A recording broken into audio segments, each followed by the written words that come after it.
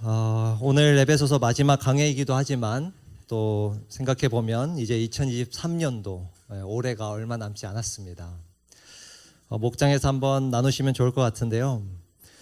여러분들은 올해 초에 어떤 새해 다짐을 혹시 하셨나요?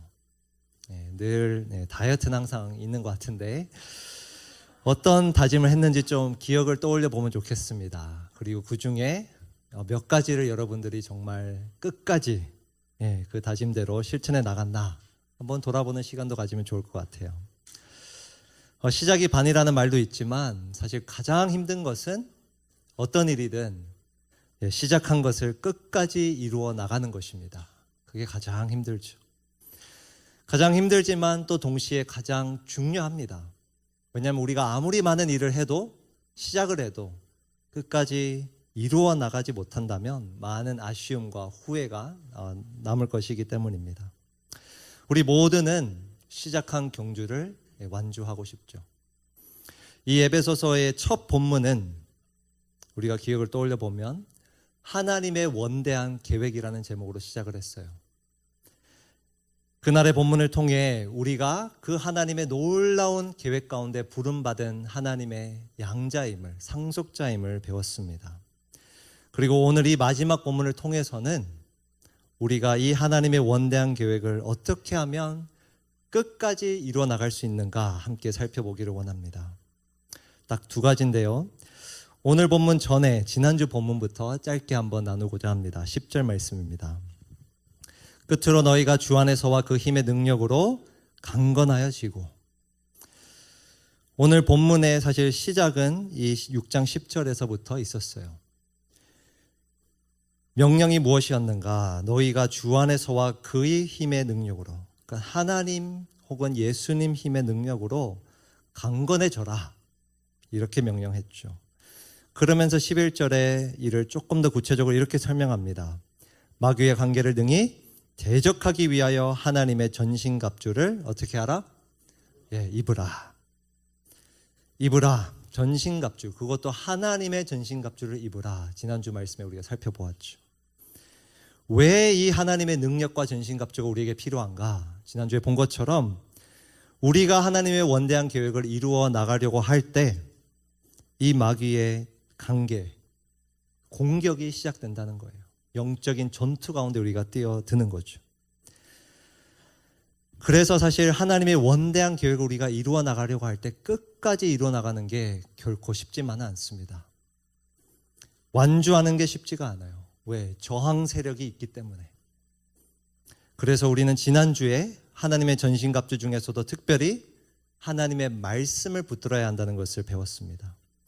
오늘 본문은 그 내용의 연장선이에요. 하나님의 말씀 외에, 그 전신갑주 외에 우리가 무엇을 또 해야 정말 끝까지 하나님의 원대한 계획을 이룰 수 있을까? 두 가지가 더 나타나는데요. 첫 번째는 18절에 있습니다. 18절을 관찰해 보시면 반복되는 단어가 있어요. 그것은 바로 기도와 또 뭐죠? 간구입니다. 기도와 간구. 원어로 봐도 이 두 단어는 다른 단어예요. 그런데 이 에베소서에서 사도 바울이 이 단어를 사용하는 용법을 보았을 때는 같은 단어나 마찬가지입니다. 동의어로 유의어로 사용하는 거예요. 18절에 이 기도와 간구가 무려 4번이나 반복되면서 사도 바울은 딱 하나의 명령을 강조하는 겁니다. 뭔가? 기도하라. 기도하라. 그러면서 기도가 4번 반복되는데요. 또 관찰해 보면 18절에 기도를 수식하는 또 반복되는 단어 4가지가 있습니다. 한글 번역에는 다 다르게 번역되어 있어서 눈치채기 어려울 수 있지만 헬라어로 보면 모든이라는 이 형용사가 다 붙어 있어요. 온갖 기도와 간구로, 또 언제나 기도하십시오. 이것을 위하여 늘 깨어서 또 모든 성도를 위하여 간구하십시오. 기도를 강조하는 거예요. 기도의 내용이나 기도의 시간이나 태도나 대상에 대해 모든이라는 이 형용사를 넣음으로써 기도를 강조하는 바입니다. 그러면서 사도 바울은 조금 더 구체적으로 우리에게 하나의 기도를 당부합니다. 그것이 18절 하반절과 19절 상반절에 이렇게 나타납니다. 이것을 위하여 늘 깨어서 끝까지 참으면서 누구를 위해 간구하십시오? 모든 성도를 위하여 간구하십시오. 또 19절에 보니 또 나를 위하여 기도하기를.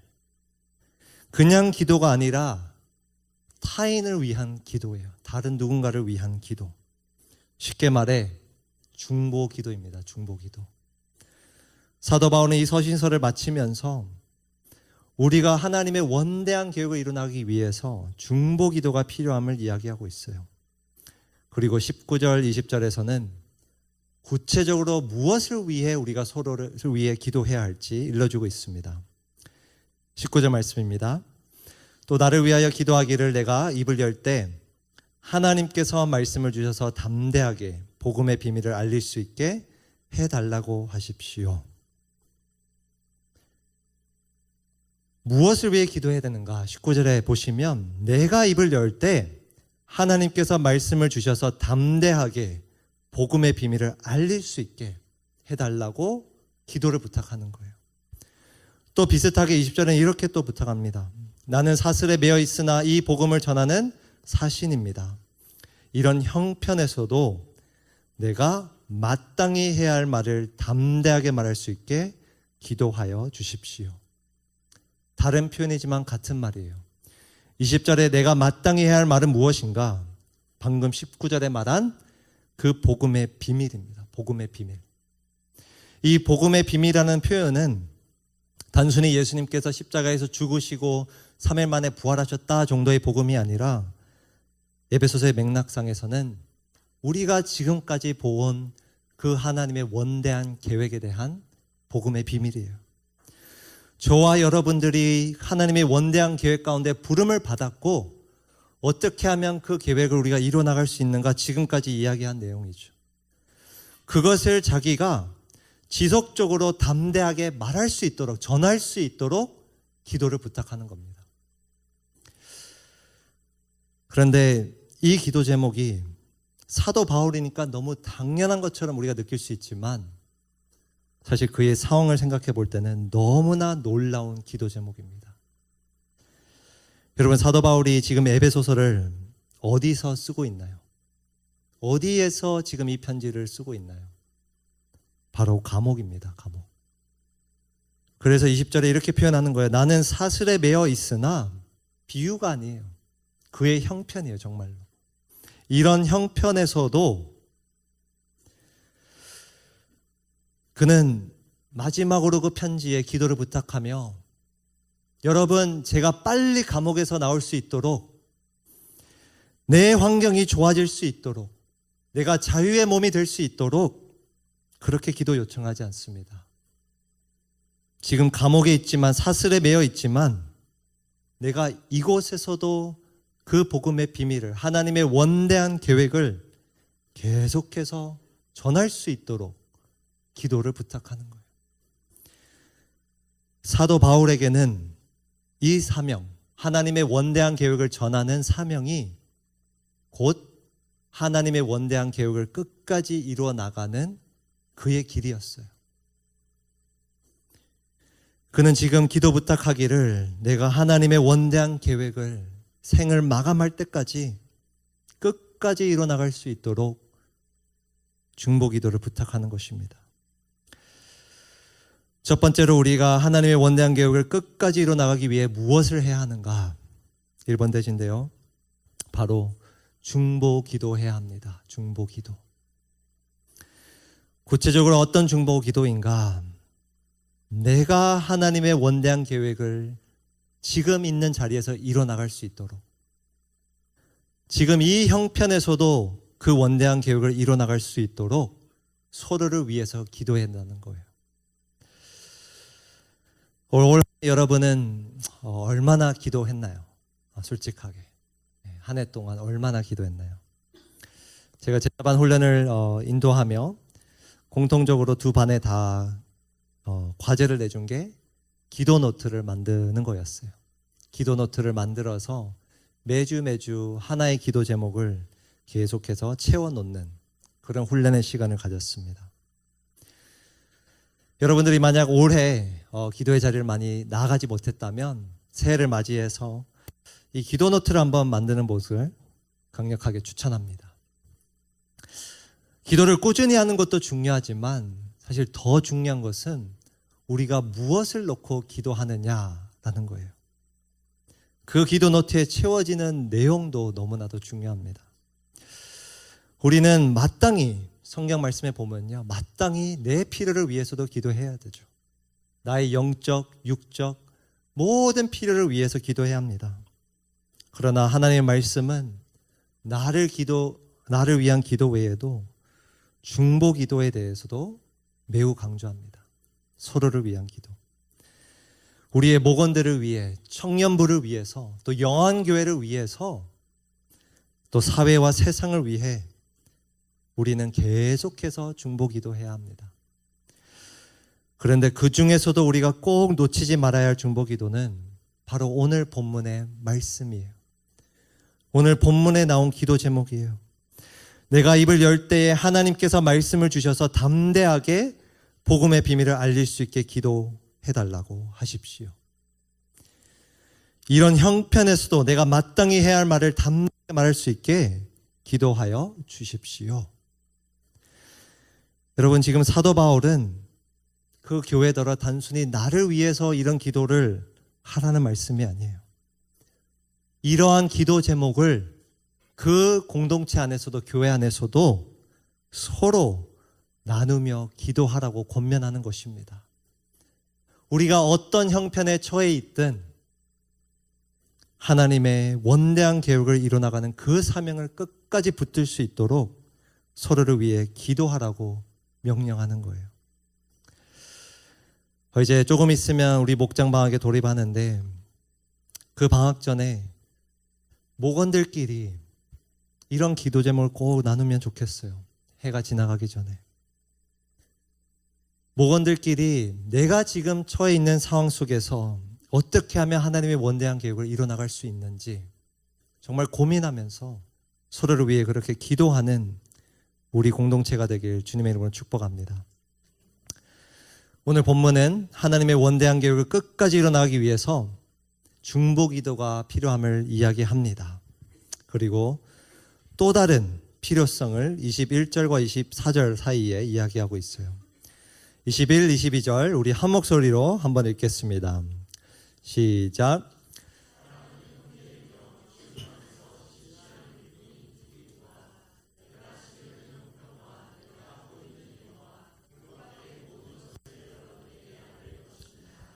우리의 사정을 알리고 또 여러분의 마음을 위로하게 하려고 나는 그를 여러분에게 보냅니다. 사도 바울이 중보 기도를 부탁하며 이제 자기의 이 편지를 지금 들고 전할 메신저죠. 두기고에 대해서 이야기를 합니다. 그런데 이 이야기를 하며 이렇게 얘기하는 거예요. 내가 지금 지내는 형편과 내가 하고 있는 일과 그 밖의 모든 것을 알릴 거라고. 왜 그 사정을 알리는가? 22절에 보니까 여러분의 마음을 위로하고 또 위로하려고 그를 여러분에게 보낸다 이렇게 이야기하고 있어요. 중보 기도에서 이제 관계에 대해 이야기하는 거예요. 자기와 에베소 교회의 관계. 너무나도 자연스러운 흐름이에요. 왜? 우리는 가까운 관계 안에서 중보 기도를 하고요. 또 중보 기도를 통해서 가까워집니다. 중보 기도와 이 관계는 뗄래야 뗄 수 없는 관계성을 갖고 있는 거예요. 그런데 이 편지의 마지막 두 구절에서 관계에 대해 말하며 특별히 한 가지, 관계에 대한 한 가지를 강조하고 있어요. 23절입니다. 아버지 하나님과 주 예수 그리스도께서 성도들에게 평화를 내려주시고 믿음과 더불어 무엇을 베풀어 주시기를 빕니다? 사랑을. 믿음과 더불어 사랑을 베풀어 주시기를 빕니다. 에베소서를 마치며 사도 바울이 지금 그 성도들에게 축복을 하는 거예요. 내가 너희를 위해서 이렇게 기도한다. 무엇을 위해 기도하는가? 믿음과 더불어 사랑을. 이 표현을 원어를 좀 직역하면 이런 뜻이에요. 믿음과 함께하는 사랑. 믿음과 함께하는 사랑. 그래서 사실 그가 그들을 위해 기도하는 바는 믿음과 사랑이 아니라 사실 사랑입니다. 사랑이 강조되고 있어요. 그런데 이 믿음과 함께하는 사랑은 또 무엇일까? 신학자들은 이것을 해석할 때 에베소서에서 믿음과 사랑이라는 단어가 동시에 나왔을 때의 구절을 가지고 해석을 합니다. 1장 15절에 이렇게 표현하고 있어요. 그러므로 나도 주 예수에 대한 여러분의 믿음과 모든 성도를 향한 사랑을 듣고서, 이 구절을 가지고 신학자들은 아까 우리가 본 믿음과 함께하는 사랑 혹은 믿음과 더불어 사랑, 어떤 사랑인가? 바로 성도를 향한 사랑이라고 이야기하는 거예요. 서로를 향한 사랑을 위해 지금 사도 바울이 기도하는 거예요. 축복하는 거예요. 그리고 이 사랑이라는 단어가 24절에 또 한 번 등장합니다. 함께 읽겠습니다. 시작. 우리 주 예수 그리스도를 변함없이 사랑하는 모든 사람에게 은혜가 있기를 빕니다. 23절에서는 서로를 향한 사랑을 이야기했다면요, 24절에서는 우리 주 예수 그리스도를 변함없이 사랑하는 이라고 표현하고 있어요. 하나님을 향한 사랑이에요. 하나님을 향한 사랑. 사도 바울은 이 편지 맨 끝에 그들을 위해 기도하며 축복하며 딱 하나를 강조하고 있어요. 사랑입니다. 그리고 구체적으로 보면 서로를 향한 수평적인 사랑과 하나님을 향한 수직적인 사랑이에요. 여러분, 이 사랑이라는 단어가 에베소서에서 무려 20번 넘게 등장합니다. 또 우리가 지금까지 강의하면서 보았듯이 이 편지의 본론에서 사랑이라는 주제는 사실 이미 여러 번 등장했어요. 그런데 왜 마지막까지, 편지의 마지막까지 또 한 번 사랑을 논할까요? 그 이유는 우리가 하나님의 원대한 계획을 끝까지 이루어 나가려면 이 사랑이 반드시 필요하기 때문입니다. 오늘 2번 대신데요, 우리가 중보 기도 외에 무엇이 필요한가? 하나님의 원대한 계획을 끝까지 이뤄나가기 위해서는 바로 하나님과 이웃을 사랑해야 합니다. 하나님과 이웃을 사랑해야 합니다. 최근에 기사를 보니 계속해서 우리나라의 저출산 문제에 대해서 기사들이 많이 나오는 것 같습니다. 그런 기사와 관련돼서 최근에 제가 본 기사는 정말 충격을 받았는데요. 우리나라 청년들을 대상으로 결혼에 대해서, 결혼의 인식에 대해서 조사를 했는데, 특별히 20대 여성들에게 결혼을 긍정적으로 바라보냐라고 했을 때 10명 중에 3명도 안 되게끔 긍정적으로 바라본다고 이야기했어요. 결혼을 긍정적으로 바라보는 청년들이 10명 중에 3명도 안 된다는 정말 좀 충격적인 통계 결과가 나왔습니다. 여기서도 결혼한 분들이 계시지만 사실 결혼 생활이 쉽지 않죠. 네, 쉽지 않죠. 부부가 한 몸 되는 것도 쉽지 않고 자녀를 기르는 것도 쉽지 않습니다. 그런데 그 어려움보다, 힘듦보다 더 강력한 사랑이 있기 때문에 가정을 이룰 수 있고 그 가정을 끝까지 지켜나갈 수 있는 겁니다. 한 몸을 이루는 부부간의 사랑, 또 내 모든 것을 버려도 전혀 아깝지 않는 그 내리사랑, 자녀를 향한 사랑, 이 사랑이 가정을 지켜나가는 거예요. 그런데 하나님의 원대한 계획도 마찬가지입니다, 여러분. 모든 만물이 그리스도의 통치 아래 회복되는 그날을 생각하면 너무나도 영광스러운 모습이죠. 꿈꾸게 되는 하나님의 원대한 계획이죠.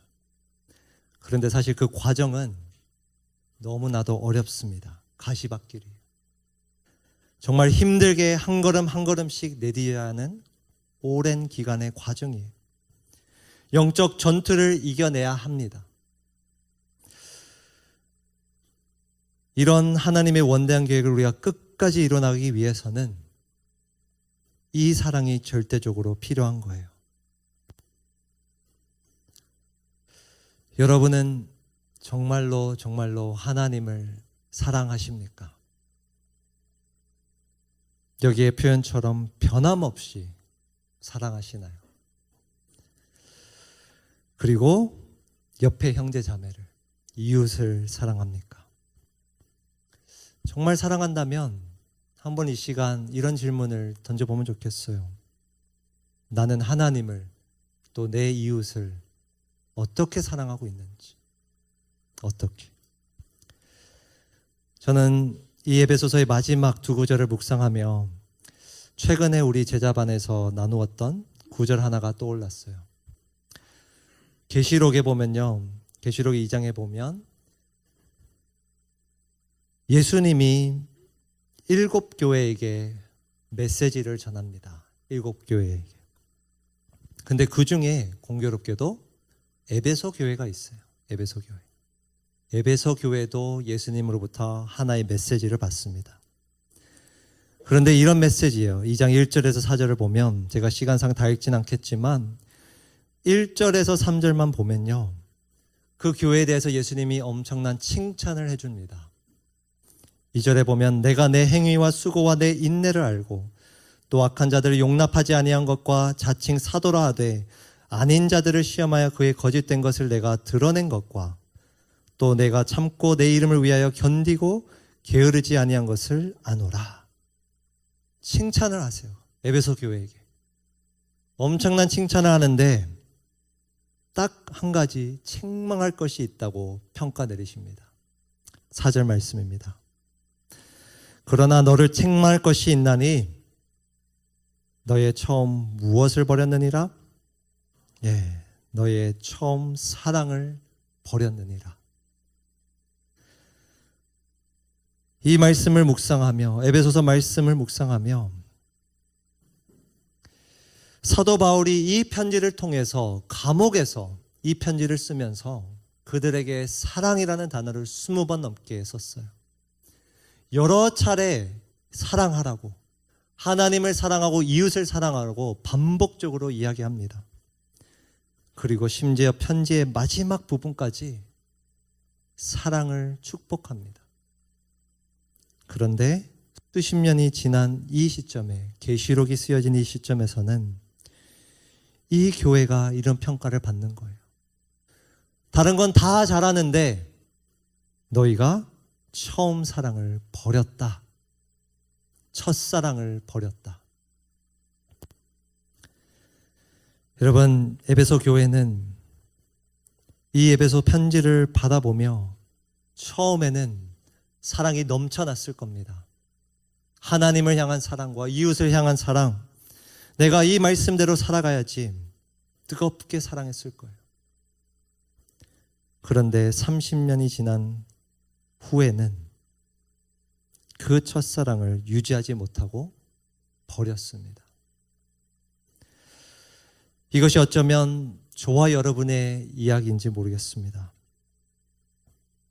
하나님이 지금 우리 청년부를 바라보셨을 때, 우리 청년부에게 메신저를 보내 편지를 주었을 때, 지금 현재 우리 사랑에 대해서는 뭐라고 평가하실까요? 그리스도의 보혈로 하나 된 옆에 그 형제 자매를 정말 사랑하느냐? 죄와 허물로 죽을 수밖에 없는 우리를 은혜로 구원해 주신 그 하나님을 정말 사랑하느냐? 이렇게 물으실 때 여러분은 어떻게 대답하시겠습니까? 여러분, 이 사랑이 없으면, 하나님을 향한 사랑, 이웃을 향한 사랑이 없으면 우리는 그 하나님의 원대한 계획을 끝까지 이루어 나가지 못합니다. 아무리 힘이 들어도, 아무리 지쳐 있어도, 아무리 내 형편이 감옥에 있는 것처럼 정말 어렵더라도 우리에게 하나님을 향한 사랑과 이웃을 향한 사랑이 있다면 우리는 여전히 그 하나님의 원대한 계획을 이루어 나갈 수 있습니다. 이 성탄절을 앞두고 독생자 예수 그리스도를 보내주신 하나님의 사랑을 우리 모두가 회복하기를 바랍니다. 이 첫사랑, 무뎌졌던 첫사랑, 내가 잠시나마 버렸던 그 첫사랑을 우리 모두가 회복하기를 바랍니다. 여기 앉아있는 우리 모든 청년부가 정말 서로를 사랑하는 마음으로 서로를 위해 기도할 때, 또 변함없이 하나님을 사랑할 때 하나님의 원대한 계획을 끝까지 이루어 나갈 줄 믿습니다. 그렇게 하나님의 원대한 계획을 정말 남은 평생 끝까지 이루어 나가는 저와 여러분이 되길 주님의 이름으로 축복합니다.